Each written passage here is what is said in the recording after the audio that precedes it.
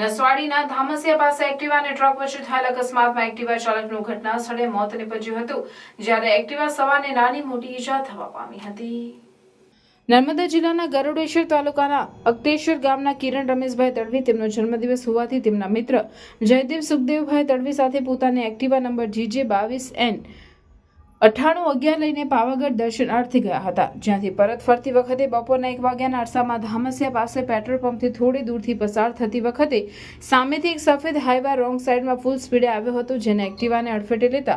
Activa ચાલક જયદેવ તડવીને માથાના ભાગે ગંભીર ઈજા થતા રોડ વચ્ચે લોહી લુહાણ થઈ જતા તેનું ઘટના સ્થળે જ કમકમાટી ભર્યું મોત નીપજ્યું હતું, જ્યારે એક્ટિવા પાછળ બેસનાર કિરણ રમેશભાઈ તડવીને નાની મોટી ઈજા થવા પામી હતી। આ અંગે નસવાડી પોલીસ મથકે અજાણ્યા હાઈવા ચાલક સામે ગુનો નોંધી કાયદેસરની કાર્યવાહી હાથ ધરી છે।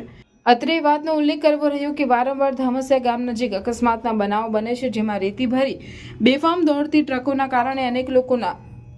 મોત થયા છે, છતાં પણ છોટાઉદેપુર જિલ્લા પોલીસ વડા કે ખાણ ખનિજ વિભાગના અધિકારીઓની ઊંઘ ઉડતી નથી, ત્યારે આવા યમરાજ સમા વાહનોના ચાલકો સામે કાર્યવાહી કરવામાં આવે તે આવશ્યક છે।